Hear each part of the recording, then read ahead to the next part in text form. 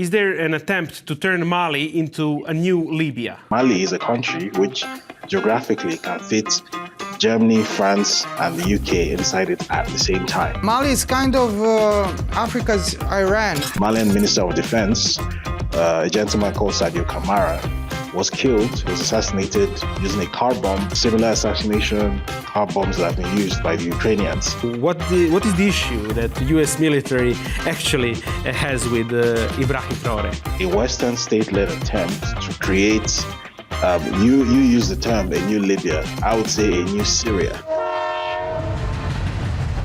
Gledate novu epizodu podkasta Lokomotiva, ja sam Marko Nikolić. Ja sam Tiosav Purić. Danas ćemo imati priliku da intervjuišemo istraživačkog novinara iz Afrike, Dejvida Hundejina, koji će nam pričati o tome šta se dešava u Africi, tamo bukti tihi rat celim kontinentom koji naravno nema mnogo pažnje svetskih medija, ali zato je tu Dejvid koji će nam pričati naširoko o tome šta se dešava na afričkom kontinentu. Tako da, Dejvide, možemo da počnemo, tako? David, thank you for being with us. It's a great pleasure to have you here in Lokomotiva, and thank you for your time. So we can start with the question, what is happening with Mali and the coups? You know, the influence between French and Ukrainian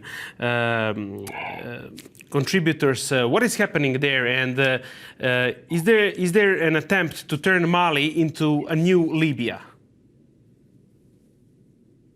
Okay, so to answer that question, we have to go back a couple of years, maybe to 2024, when it first became apparent that there was a large-scale insurgency in Mali, led by something called the Liberation Front of Azawad. So Azawad is a region of northern Mali populated primarily by Tuareg people. And this insurgency was led by this group who claimed that they want their independent republic to be carved out of Mali, called the Republic of Azawad. And this group, which has existed for a long time but hasn't really been able to do much, all of a sudden, seemingly out of nowhere, became so extremely well-resourced. They started making appearances on French state media like France 24. They were getting interviewed on French state TV. And all of a sudden, they were able to confront the Malian military in a way that they had never been able to do so before. In 2024 specifically, there was a very famous attack on a convoy of Malian soldiers and Russian fighters from the so-called Wagner private military group, where over 40 Malian soldiers were killed and over a dozen Russian fighters were killed as well. And the Ukrainian military proudly came out to take credit for supplying intelligence to these separatists to carry out this attack against the Malian military. And the justification given by the Ukrainian authorities was that this is part of their war on Russia. So going into a sovereign country on another continent and helping to carry out a terror attack against its government somehow is part of this war against Russia. That episode led to a total breakdown in diplomatic relations between the Sahel, that's the Burkina Faso, Mali, and Niger, and Ukraine. In fact, they actually sent a joint letter of protest to the UN because of this action by Ukraine. So I guess that's where we start to see the influence of France and the entry of Ukraine into this conflict. And from then on, it has only escalated and become bigger. So what happened on the 25th of April was just like the largest escalation to date of this pattern, where these groups, which have never really been that well resourced, over the past 18 to 24 months, all of a sudden have started being able to command logistics that, to be honest, only a nation state has the capacity to mobilize. So reportedly between 10 and 12,000 men, fighting men, were involved in this attempt to basically collapse the Malian state. I've been very quick to point out that this was not a terror attack. This was an actual coup attempt, because calling it a terror attack minimizes the severity of what was attempted. These people were actually attempting to take over an entire country. And to gain some perspective on how big an undertaking that is, Mali is a country which geographically can fit Germany, France, and the UK inside it at the same time. It's a massive country, 1.2 million square kilometers. So did I say 1.2? 12 million square kilometers, something in that region. It's a really, really huge geographical mass, which is partly why the Malian government has so much trouble policing its landmass. So when you now have a fighting force of what is supposedly a terrorist entity, so you have these separatists plus an Al-Qaeda affiliate in the Sahel called JNIM coming together, teaming up, they're somehow able to mobilize at least 10,000 fighters. They're able to arm them. They're able to provide feeding logistics. They're able to provide transport. They're able to provide weapons like Stinger missiles and all of that, and made a credible attempt to collapse the actual state of Mali. They got as far as the capital. They actually attempted to take over the airport in the capital. So this was actually a coup attempt where they attempt to take over strategic national infrastructure and constitute themselves into a new government. So that's what happened. Fortunately, this attempt failed.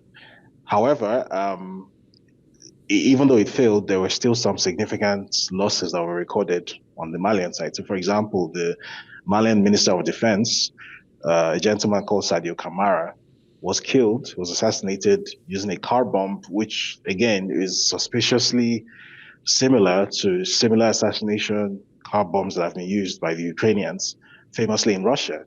So when you put these pieces together, where you have these previously small separatist and terror entities all of a sudden ballooning into several times their previous strength and being able to mobilize resources that nobody can explain how they have these resources that only a nation state is able to mobilize at such scale.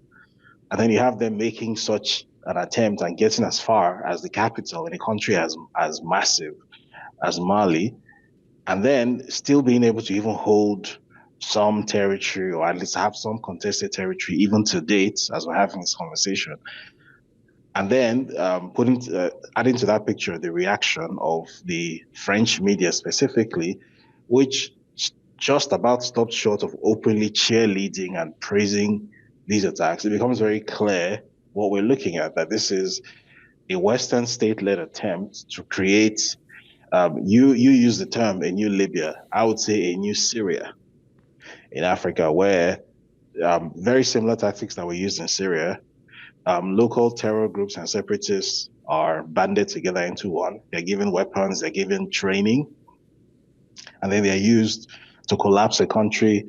A Western puppet is installed from among their number, and then the country sort of begins this managed decline, because ultimately the goal of installing the puppets in Syria is to slowly subsume Syria into the empire project, which is led by Israel in that region. In this iteration, the goal will be to erode the national sovereignty and the influence of Mali in the Sahel region, because Mali is the biggest country in the Sahelian alliance. So by basically taking Mali off the board, it will then leave Burkina Faso and Niger completely exposed and relatively easy to take out, which would herald the end of any anti-French sovereignist movements in the whole of West and North Africa. So that's, to my eyes, that's clearly what the goal was here. And even though that goal wasn't achieved, it seems very clear to me that we have not heard the end of this, and these people will be back. And what is dominant political sentiment in Mali? Marco and I just commented before we started this show that Mali is kind of Africa's Iran. Mali had kind of empire in Middle Ages. They are proud people. It's seriously big country with vast natural resources. But we see what happened in Iran. Iran couldn't be broken from external side, so they are trying now with sanctions and all this stuff. What is Mali's population? Are Malians committed to defend current government? For the moment, you would have to say yes. Clearly, the fact that the Sahelian project hasn't failed, the fact that it's still making progress, shows that there is probably the majority of Malians who are on board with the project and who are on board with the idea of regaining sovereignty. However, having said that, Mali also has the problem that the rest of Africa has, and that even Iran had to an extent, which is that there are a great number of people who are internal fifth colonists. So it was revealed, for example, that the intelligence network of these terror entities that allowed them to gain access to the home of the defense minister, to even know where it was, to target him. The reason they had that access was because someone who used to be a military officer in Mali, someone who had been dismissed, basically went to work for these people and gave them that information. So the same way Iran has a huge problem, especially with its diaspora population, who have been completely westernized and who have become sort of a weapon fashioned against Iran, so to speak. Mali has a similar problem, both in its diaspora, primarily in France, and at home. I would say more so its diaspora in France. And by the way, this is a problem that I think all African countries that were colonized either by England or France have the same problem, which is that there's a huge diaspora either in France or in Belgium or in the UK or in the US, which thinks of itself as part of Western civilization and will not hesitate to sell out its homeland. Yeah, so the Mali was a road to destabilize, of course, and Burkina Faso and the Ibrahim Traore. And what is the current status of Ibrahim Traore? Last year, I think the general from the United States command, Mr. Langley, said that Traore does not want to distribute gold to its own people and that he is a bad guy because of that. So what is the issue that the U.S. military actually has with Ibrahim Traore? Well, so to my eyes, it's very simple. The mining interests, which used to wield the greatest amount of economic power in Burkina Faso, and which used to control the natural resource extraction from Burkina Faso, those interests, even though they're mostly on paper, they're Australian or they're Canadian, but really they're always proxies of US economic interests, because that's how the mining industry works. So the faces will always be Australian or Canadian or Belgian, but really it's American money behind it. So by nationalizing the natural resources of Burkina Faso and by renegotiating the existing contracts with some of these foreign entities, Ibrahim Traore was basically reducing the amount of the pie that goes into US pockets. That's, to my eyes, that's a very obvious, immediate reason for that reaction by General Langley. By the way, he got fired shortly after that because his remarks generated a lot of backlash across Africa and across the global south. And I guess he became a toxic brand. So President Trump removed him and replaced him with someone who has been a lot more discreet. But as far as it's possible to tell, that was basically the point of that reaction. First of all, it's hurting US economic interests. And then secondly, which is also linked to the first, it's hurting French economic interests. France and the US are obviously allies. And there seems to be this sort of pact between France and the US that as France loses its influence in Africa, because it's not just in the Sahel that it's happening. It's happening in Madagascar, it's happening in East Africa as well. So as France loses its leverage in Africa, there seems to be this idea that the US is going to help France to regain some of this leverage, but in return, they're both going to share the territory. That appears to be what the bargain is, to my eyes. So that being the case, Burkina Faso is obviously an obstacle in the way of that happening because they're going in the exact opposite direction. And more dangerously, they are showing an example to the rest of Africa of what is possible if you control your own resources and you have a certain measure of sovereignty. Because again, the things that Burkina Faso is achieving are not like groundbreaking things. They're able to build schools now and roads and hospitals. Those would seem basic to most other people outside of Africa. But in Africa, for the longest time, we have been convinced that these things are, very difficult. They're very expensive. It's rocket science. You need some sort of global consensus before you can do this. You need some loan from the IMF or the World Bank. You need external financing. You need this and that. And then, we have a tiny country like Burkina Faso, which was very small and, very, very poor. In the global poverty rankings for the longest time, it was always in the bottom 2 or 3. And now, all of a sudden, this same country that nobody used to think about at all is now being able to construct highways and do all these things which it was never able to do. And the example that shows potentially to the rest of Francophone Africa and Africa as a whole is that the question of development was never really about corruption or having better leaders, or that. The primary question was sovereignty. Like, if you have sovereignty, you can actually have the capacity to do all of these things for yourself. So I think just by existing and by showing that example to the rest of the continent, Ibrahim Traore is a dangerous person. And I think that's the number one crime that he has committed. And that's why he's still very much in the crosshairs.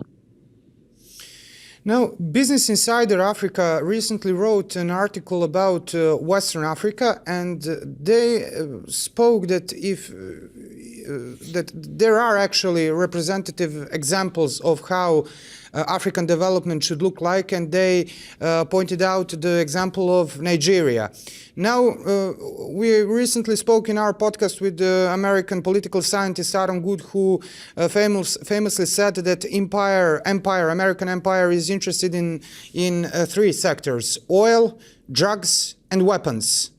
Now, we know that there is oil pollution in Nigeria committed by Shell and other great companies. We know that now they're trying to sell, and they're actually starting to sell weapons to Nigeria. And you famously wrote about how the political elite, or at least part of political elite of Nigeria, is connected with the drug circles. And even Wall Street Journal wrote recently that these jihadists in Western Africa who are waging war against Malians are actually also narco-traffickers. Wall Street Journal admitted it. So it seems that actually Nigeria is, as probably most populous country of Western Africa, the main focus of empire. Do you agree with that statement?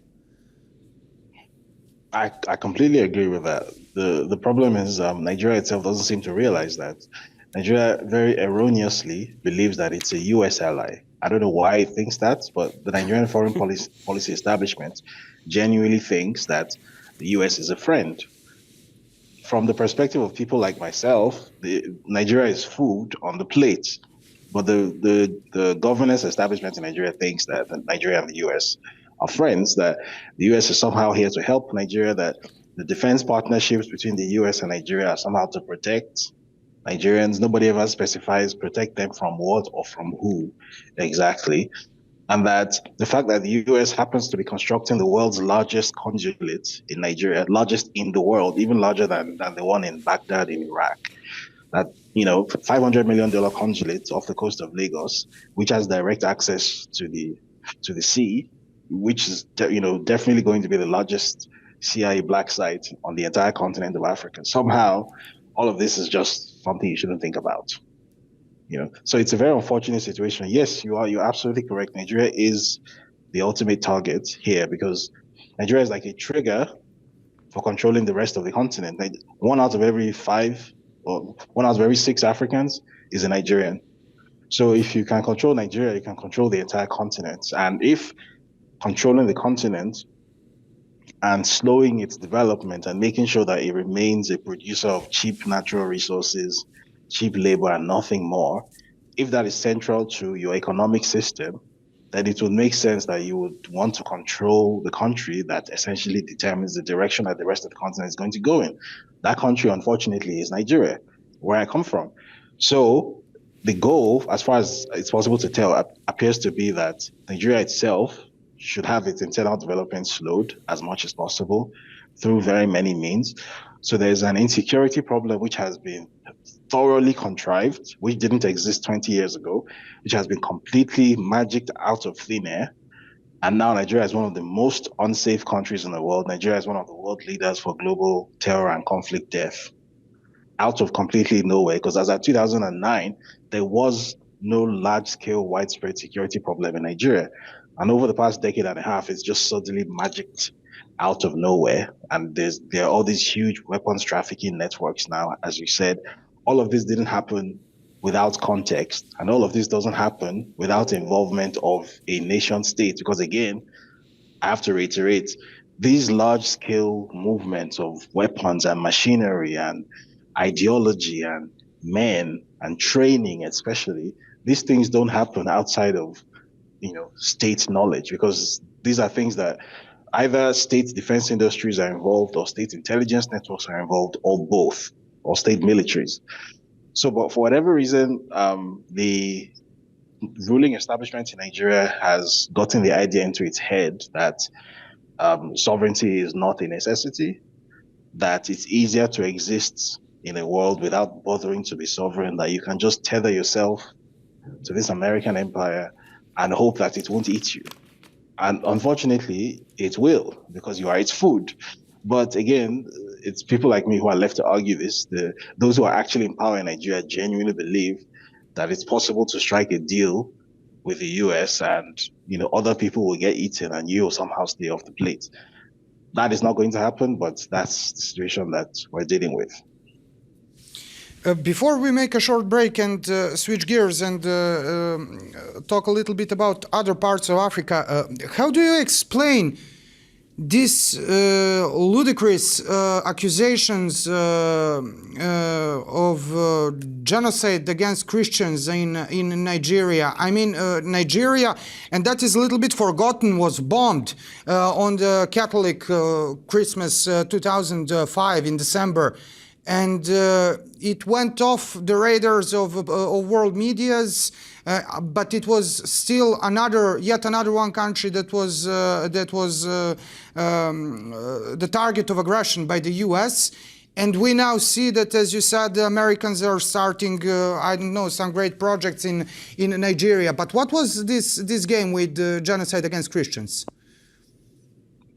So the idea was to create this narrative that there's a group of Christians, or there's a religious minority who are being persecuted, and that as a result of that, because this religious minority shares a faith supposedly with the US, they're Christians, that somehow the US government should then get involved militarily, and then basically Nigeria turns into Iraq. So some context here, which you may or may not be aware of, going back as far as the late 1970s, every Nigerian government that has come into power has been lobbied by the US government to permit them to put a permanent military base on Nigerian soil, as far back as the late 70s. And every single time they get knocked back, even though they've been able to install puppets in Nigeria, but even the puppets have found it politically impossible to sell the idea of putting US boots permanently on Nigerian soil. So, as recently as 2009, there was an official request that was made to the then Nigerian president, Mario Yar'Adua, to site I believe it was the AFRICOM base on Nigerian soil. And he said no. Mysteriously died a year later. We still don't know how. And even then, even after he died, it was still impossible to sell that idea politically. But when this new president came in 2023, this president that I've written about, who is thoroughly compromised as a result of his history with the drug trade in the US and the fact that they hold, by their own admission, they hold at least 2,500 pages of files on him, which they're refusing to release for obvious reasons. He is the first president in Nigeria's history to successfully approve the deployment of the US military on Nigerian soil. So it's not a full-scale military base. It's what they call a drone base, but you and I know that drone base is a euphemism. That's basically an Air Force base. The length of this agreement is not specified. This agreement is not in the public domain. So we don't actually know what the terms of this agreement are. All we just know is we woke up one day and we saw a headline in the news that such and such agreement has been signed and that 200 US soldiers have now been deployed permanently in northern Nigeria. We don't know what they're doing. We don't know how they're doing it. We don't even know exactly where they are. We just heard that statement in the news. So from an American perspective, what the goal of this is to create the pretext for a large-scale US military deployment, like an Iraq-style military deployment in Nigeria. Because again, if you're trying to control Nigeria and by extension control Africa, you need military boots on the ground. You need to physically control and dominate the space. It's not enough to just puppet the country, because if you're trying to use the country as a puppet or its ruling class as a puppet, there's a risk of revolution, and there's a risk, like Iran, of losing control there. So their goal is to basically turn Nigeria into a US military garrison in West and Central Africa and basically use Nigeria as a forward operating base, which they have started doing. Because apart from the drone base that they've successfully set up now, I mentioned earlier, the world's largest US consulate, again, larger than the one in London, larger than the one in Baghdad. The world's largest US consulate is under construction presently in Lagos, in Nigeria. $517 million consulate is supposed to be open next year. So clearly the US has this goal of turning Nigeria into a big forward operating base to dominate the rest of Africa. And this Christian genocide narrative is a very convenient way to sell the idea to the US Congress and to the American people that there is some justification for putting boots on the ground in this country that most of them have, cannot locate on the map. So that's what that whole thing is about. It has nothing to do with the actual material reality on the ground, where in fact, thousands, if not hundreds of thousands of people are in fact being murdered, but they are Christians, they are Muslims, they're African traditional religious practitioners, they're all sorts of things. And the reason that they're being massacred has nothing to do with their faith and has everything to do with the things under their feet. Because as entire villages and communities are being wiped out, what happens almost inevitably is that what used to be a village turns into an open pit mine. And someone is extracting lithium or something. And that's just how it happens, and nobody asks any questions, and this goes on, and then they go to the US press and tell them it's some crazy Muslims who are killing Christians. Meanwhile, both Muslims and Christians are being murdered in industrial quantities, and according to their own numbers, the split of deaths between Christians and Muslims, there's slightly more Muslims who are even getting killed than Christians, but somehow they're able to just sell this fiction to the world that it's a Christian genocide. And then, in my opinion, the most evil part of this narrative, which is being sold, is that it's done so in alliance with a separatist group in Nigeria, the so-called indigenous people of Biafra. So if you're not aware, the Nigerian Civil War, which was fought between 1967 and 1970, was fought over the issue of Biafra, which was a sort of a proposed breakaway country in the southern part of the country. Now, this separatist group has existed for years and hasn't really done much. Again, kind of like the FLA in Mali. And then all of a sudden, over the past decade, has suddenly become this huge, loud voice. Nobody knows where the funding came from. Nobody knows how it happened. And now, this previously obscure group is now working hand in glove with the same US political actors who are trying to sell this Christian genocide narrative. So people like Senator Riley Moore, for example, are receiving lobbying funds from these indigenous people of Biafra and trying to sell the narrative to the US government and to the US public, and even to Nigerians themselves, that the solution to this large-scale insecurity in Nigeria is to balkanize Nigeria, basically, is to break it up into smaller countries, which are easier to control, under the guise of supposedly protecting Christians. So that's the ugliness of what we're dealing with. David, now we will make a short break and then we will continue in a couple of minutes. Dragi gledalci, kratka pauza, pa nastavljamo jako brzo. Drugi deo podkasta Lokomotiva, razgovaramo sa Dejvidom Hundejinom o stanju u Africi, tako da, Marko? Yes, David is investigative journalist, so we are talking about the things in Africa. We were talking about the western part of Africa, about Burkina Faso, Nigeria and Mali, and that evil politics of West in the back centuries, and that Stockholm syndrome that actually makes to the government of the some of the countries in the Africa. Actually, we had that same diagnosis, so we know what is happening. So we felt it on our skin. So let's go in a little bit on the eastern part of the Africa and about the Somalia. We know what happened in Somalia in the 90s with American forces, and there is no Stockholm syndrome there, but there is Somaliland. So can you tell us more about that country and what Israel have with that idea of Somaliland? So, as is the case with seemingly every separatist entity in Africa, for some reason, Israel always seems to be involved. So I mentioned earlier the indigenous people of Biafra. Well, it was surprising to know that there's Israeli involvement there. In fact, the flag that they use now has an Israeli Star of David in the middle. Somehow, nobody knows how that happened. So it's a similar thing going on in Somalia. So this breakaway province, which is known as Somaliland, which is not recognized by the African Union. It's not a legitimate state. The Israeli government then announces that it's going to recognize the state and it's going to appoint an ambassador to Somaliland, which is the highest form of diplomatic provocation that there is, because that is essentially signaling to a sovereign country that you are breaking it up because you are recognizing a part of a sovereign country as another country entirely. That is an act of military aggression against a sovereign country, which is Somalia. That's what the Israelis are doing. And the reason that they have this idea of breaking up Somalia and turning Somaliland into a little sphere of influence at the Horn of Africa is, well, there are multiple reasons. There are the security reasons. So they have their designs on dominating the Horn of Africa, the east coast of Africa, but specifically the Horn.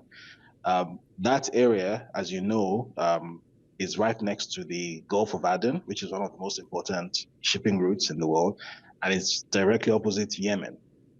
So if the Israelis have, as you know, one of their long-term goals is the strategic neutralization of Yemen as a threat. So being able to claim Somaliland as basically a big Israeli military base, which is what it would effectively turn into, would give them a base of operations at the Horn of Africa to use against Yemen, and then would effectively give them control over that shipping route. They already have de facto control over, for example, the Suez Canal. I know it's owned by Egypt, but realistically, Israel, basically dominates that route and the wider Mediterranean as well, which is how come people floating in international waters can be seized by the Israeli Navy and nobody does anything about it. They dominate that region. So the idea is to expand that dominance to the Gulf of Aden and the entire Horn of Africa region. And then that also links with some wider Israeli aspirations in the region. As you may or may not know, land is being bought up across East Africa by Zionist entities. So in Kenya specifically, this is happening on a large scale. And they are building these sort of autonomous communities. So if you heard of something called the kibbutz, there's at least one such ongoing project going on in Kenya right now. This is very significant because, again, as I'm sure you know, there was a time when the political state of Israel was meant to be sited in what is now Kenya and Uganda. Before the decision was made to site it in Palestine, there was a very real possibility that it was going to be in East Africa. So, to put it in very crude terms, some people may seem to have gotten the idea that this is also their promised land. This land was also promised to them 3,000 years ago, in addition to the ones which they currently occupy in the Middle East. And unfortunately, there isn't enough pushback regionally. I mean, the AU released a strongly worded statement saying that this Israeli appointment of an envoy to Somaliland is a strategic provocation and it should not stand. But that's just a statement. The AU doesn't really have any teeth.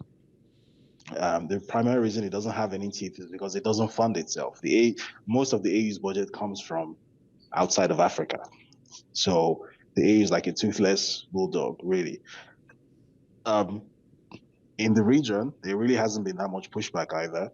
The regional hegemons like Kenya have chosen to remain strategically silent because they themselves have a very large amount of Zionist influence in their internal politics. So we may be heading to a scenario where, as geographically improbable as it sounds, the same way the UAE has these imperial aspirations for colonizing parts of Sudan, the Israeli government may have similar aspirations for colonizing the Horn of Africa and Eastern Africa in general. And its way of doing that is to create these little statelets which are under its control, because as I'm sure you're not surprised to know, something similar was done even in Sudan. The country that we know as South Sudan is an Israeli and US project. That's essentially what it is. It's an Israel-US project. So even now, if you notice, there is no proposal, no matter how ludicrous, that is put forward by Israel that is not supported by South Sudan. So even when the proposal was being raised by the Trump administration to carry out large-scale deportation of Palestinians from Gaza and to take them to somewhere in Africa, the government of South Sudan actually confirmed that it had held talks with the Trump administration and it had responded favorably, and that if such a thing were to be done, it would volunteer to receive deported Palestinians so that Israel can annex Gaza. There is no proposal that South Sudan does not accept from the Israeli government, because South Sudan is a creation of the Israeli government and its American partners. So Somaliland would be the same thing if it comes to fruition. The supposed Biafra in Nigeria would also be the same thing if it were to come to fruition, and that seems to be the Israeli strategy. Something similar is also happening in South Africa, where there's a so-called Western Cape independence movement, where some people believe that the Western Cape should split off and become a country on its own, separate from South Africa. And it just so happens that the driving force behind that project all happened to be Israeli Zionists. Very amazing coincidence. So East Africa, West Africa, North Africa, Southern Africa all have their own little budding Israeli statelets at different states of incubation. We'll get back to East Africa and even West Africa, but before that, since you mentioned South Africa, there was actually a big news, and this podcast is proud to always point out that in top 5 of our favorite world leaders are Ibrahim Traore and Đulijusa Maleme. And Đulijusa Maleme, famous South African party leader of Economic Freedom Fighters Party, was convicted because he fired a gun into air 8 years ago on some kind of party rally. But what is actually interesting there is that he is actually targeted by Elon Musk and Silicon Valley, which is, as we know, many of those big tech barons such as Peter Thiel, David Sachs, Elon Musk are actually grew up and learned how to think and got their worldviews from apartheid South Africa, and it seems like they are coming back to actually revenge those who lost in '94 when Nelson Mandela won in South Africa. How do you comment that fact? And is South Africa as important as, for example, Nigeria in the context of broader African geopolitics? And how important is the case of Đulijusa Maleme as paradigmatic and symbolic for the state of, let's say, Pan-Africanism and battle for emancipation and so on of African continent? So South Africa in particular is a bellwether. It's a very important bellwether for whether Africa is going to gain that sovereignty or not. Reason being that there is this mistaken political idea outside of South Africa that what happened in 1994 was that the majority won and that the government of South Africa is run by the majority. That is not true. the majority have more say in how things are run in South Africa now. But the governance structure, the political structure of South Africa hasn't actually changed that much. And the minority that held power prior to 94 still hold a very, very disproportionate amount of power even till now. I'll give you an example of what I mean. So the city known as Cape Town is run by the main opposition party, the Democratic Alliance, which I'm sure you're not surprised to know is very heavily white dominated. Right now, I believe this was in 2020, either 2025 or 2024. There was a Russian ship which attempted to berth at Cape Town. Bear in mind that South Africa and Russia are both BRICS member states. They're both allies officially. They have no problem with each other. The official foreign policy of South Africa is that Russia is a friend. Now, this ship attempted to berth in Cape Town, and the government in Cape Town refused. Because those who lead the Democratic Alliance are very much NATO aligned, sort of people who think of themselves as part of Western civilization. So there is this political civil war in South Africa, which has not been resolved at all. And the Julijusa Maleme case is a symptom of that political civil war, where this is visible to the blind and audible to the deaf, that it's a political witch hunt. Because someone fired a gun into the air. It's a celebratory symbol, maybe 7 or 8 years ago. This happened, I think it was 2018. So this is, 8 years ago that this happened. He wasn't prosecuted all this while. And here we have it. Someone wakes up one morning and decides they're finally going to prosecute this for some unspecified reason. He's prosecuted. The case moves along at record speed. And then he's given the harshest possible sentence. Is it 5 years in prison or something? Which, even though obviously he has been granted leave to appeal, and the sentence has not been upheld yet. And in the interim, he still remains the leader of the EFF. But if this sentence were to be upheld before the election, that would essentially rule him out of mainstream politics. Basically end his mainstream political career, because it would take him out of circulation for 5 years. Nobody's political career survives that. So it's very easy to tell that this is targeted political persecution, the kind of thing that should not be allowed to happen. Much less when it's a minority entity doing this to someone who represents the majority. But it's happening nonetheless. And South Africans seem to be powerless to do anything to stop it. So that's why I said it's an important bellwether for the rest of the continent. Because if it can be successful in South Africa, if they can successfully jail Julijusa Maleme and nothing happens, it doesn't lead to like a nationwide breakdown of law and order, everything goes on normally, then it means that incrementally they can keep inching forward and start reclaiming the symbolic power that was lost in 1994, because all the power that was lost in 94 was symbolic. The real power, the economic power, wasn't lost at all. It wasn't, not an inch of it was conceded. But even that symbolic power, which was ceded, they're going to start claiming it back, because if you can take the most visible symbol of the movement for African sovereignty or true South African independence and freedom and put him in jail over a clearly trumped up charge that has no real merit, and it's allowed to fly, then that means that you can go full speed ahead. You can reintroduce the dumb pass. You can start putting up signs for Africans and Europeans. Once again, nobody's going to stop you. So this is a case which I have taken special interest in, that hopefully the South African public understands the political ramifications of this case.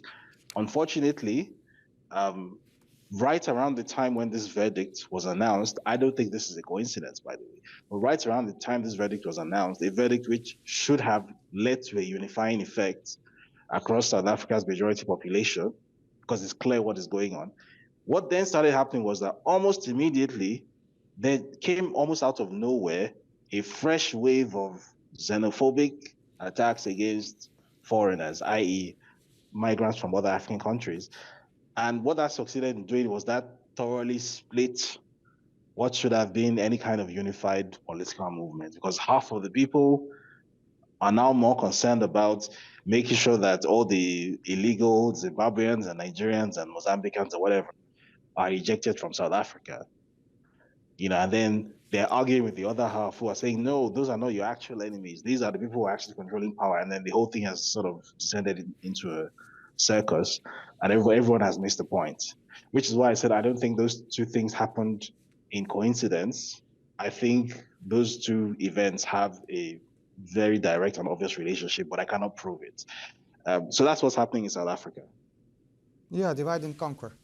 Yes, and we know that South Africa is integral part of the BRICS, and as we can see that how BRICS is being targeted, or the allies of the BRICS through the world also, that is a big coloration between all those things. That is not a coincidence, as you mentioned. But we've talked about the West Africa, East Africa, of course, South Africa. We can talk about the Ivory Coast maybe, but also in the north of the Africa, and the question of Libya. And we've seen that Ukrainian drone operators targeted Russian tankers in the Mediterranean Sea. And we can say that the whole African continent is effectively in some kind of a low intensity or silent war.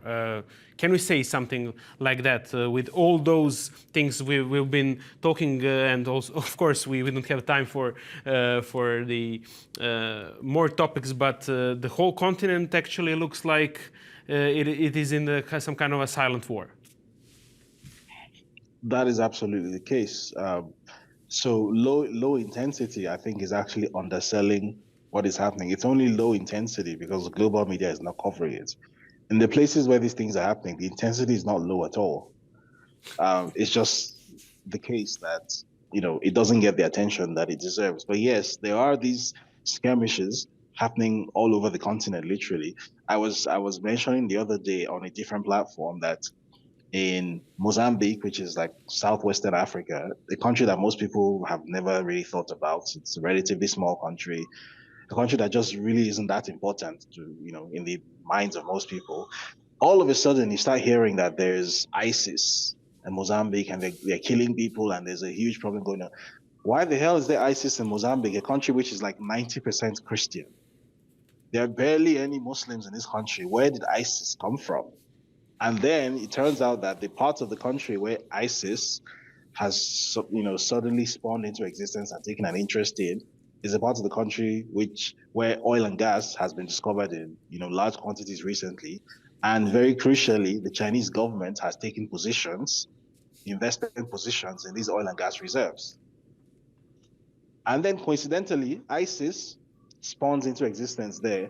And this ISIS, which wants to create an Islamic caliphate, goes and starts attacking Chinese oil installations, right? That kind of thing, it keeps happening all over the continent, right? So you mentioned Libya.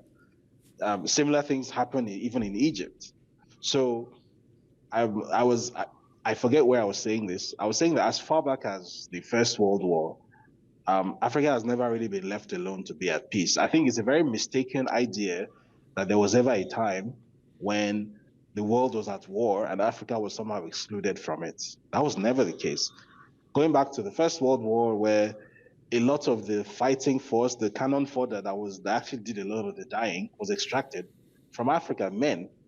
Second World War, the same thing. The Francophone, the parts of Africa that were colonized by the French, they were taken to Europe, and they were the people who physically protected France from German invasion.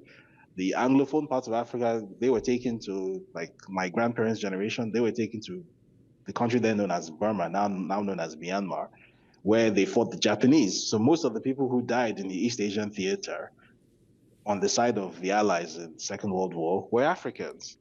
And during that same World War II, both German U-boats and British ships used to come to the coast of West Africa, places like Sao Tome, to restock. So, and I guess even more interestingly, this is a fun fact. The nuclear bombs that were dropped on Hiroshima and Nagasaki, the uranium in those nuclear bombs was mined at the Shinkolobwe mine in the Democratic Republic of Congo. So Africa has always been involved in some way, shape, or form. And going through the Cold War, where Africa hosted more Cold War theaters than any other continent in the world. Again, a story that isn't told that much. And the same thing is happening now. So World War III, to my eyes, has already begun. It started maybe 15, 20 years ago, and Africa has been hosting a lot of the skirmishes in this war.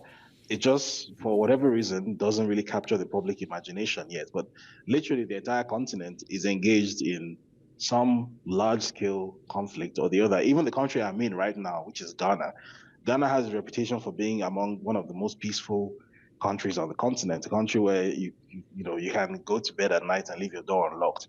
But even in Ghana now, the Ghanaian military has now been deployed because you started having these very unexplained, inexplicably well-armed attackers spawning out of nowhere, trying to gain a foothold in like the gold mining industry and chasing locals away from their villages and that sort of thing, and engaging with the military, killing Ghanaian soldiers. This the kind of thing that never used to happen before. It has started happening. So all of these things don't just happen without context. This violence is being sponsored. It's coming from somewhere. We know where it's coming from. You can't always prove it, but it's coming from somewhere. It doesn't just exist without context.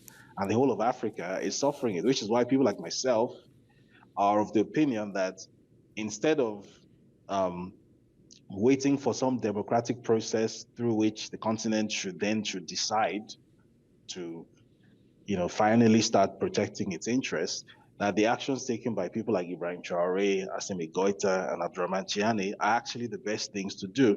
Now, that sovereignty needs to be seized by any means necessary, because if it's not, we're going to end up in another World War II situation where we become everybody's raw materials, we become a battle theater, because we're also a battle theater, we become cannon fodder, and basically we have no foreign policy of our own and no ability to determine our own fate. David, we really went all across the board, and we discussed many topics. Our time is running out. We hope that we shall have a possibility to talk with you about some other very interesting topics, such as Ivory Coast and connection of its regime with Jeffrey Epstein, or what is happening in Eastern DRC. But before I let you go, just short, if you can, what is the role of Masad Boulos, Trump's, how is it said in English? He is father of his daughter's husband. Yeah. Was I right? Yeah, and he's, as we understand, Nigerian businessman, and he is currently official counselor of White House for the Africa and Middle East. He has some Lebanese connections, but we know that he is heavily invested actually in a Nigerian industry and politics and whatever, but the informations about him are rather scarce in internet. So can you explain to us, at least in some main outlines, who is he? Who is this guy? The only things we do know about him is that he's part of this huge Lebanese community that exists in Nigeria. Very curiously, unlike the rest of the community, his particular lineage has made no attempt whatsoever to actually integrate in Nigeria. So I think they immigrated to Nigeria sometime in the 1950s. They're Nigerian citizens. They've never intermarried with Nigerians before. Anytime anyone in the family wants to marry, they go back to Lebanon. So they've kept themselves like genetically distinct from the local population, but they run a huge business empire in Nigeria: real estate, construction, everything you can imagine, retail, all that stuff. And as far as it's possible to tell, his entire strategy, his entire Africa strategy has basically been that Trump should treat Africa as a place where you can strike all manner of short-term deals. So obviously the US empire has its own long-term strategy for engaging with Africa, and I don't think Masad Boulos has any control over that. Where he comes in is all manner of short-term sort of bongs and kickbacks and deals, and the kind of stuff that Trump thrives on. So an example of this is you might have heard of a guy called Gilbert Chagoury. He's also a Lebanese Nigerian. You've definitely heard of him because he was mentioned in the Epstein files, and he was linked multiple times to Hillary Clinton. He's one of these political operators who may or may not be linked to a foreign intelligence agency, but he's like a very useful fixer, runner, go-between. He used to be a money launderer working for the former Nigerian head of state, Sani Abacha. Then he reinvented himself after Abacha died as a businessman in Nigeria and all that kind of stuff. Now, Djibouti Shagari, it was estimated that the last year's Nigerian budget, the capital budget in Nigeria last year, Djibouti Shagari's entities were responsible for, I think, something like 80% of all the capital expenditure in the federal budget in Nigeria last year was basically contracts that were awarded to Djibouti Shagari's business entities, right? There's a coastal road supposedly being built between Badagry in the country south to Sokoto in the north, and supposedly the cost of constructing this road is something like $9 billion. This has been one of the most expensive roads in the world. And this contract was given, this was a no-bid contract, and it was given to Djibouti Shagari, right? And there's a whole network of Lebanese business interests, which are then linked to Trump's business interests that get to benefit from all of these things. So as far as it's possible to tell, that's all that Massad Boulos is really doing in the Trump administration. He's basically making everybody richer in his circle, in Trump's circle, and that's pretty much it. I wish it was more interesting than that, but it appears to be just the usual base level wheeling and dealing and corruption. David, thank you very much. It was truly a pleasure. It was very informative for our audience. Yeah, and it was fruitful, really, for all of us. You opened our eyes very wide what is happening. For what is happening in Africa. So we hope that we shall have opportunity to speak with you again. Thank you very much for having me. Thank you. Dragi gledalci, bila je ovo još jedna epizoda podcasta Lokomotiva. Bio je ovo razgovor sa Dejvidom Hundejom, a nadamo se da ćete ostati uz nas i u sljedeće nedelje u novoj epizodi Lokomotiva podcasta. Do tada ostanite uz RT Balkan. Prijetno!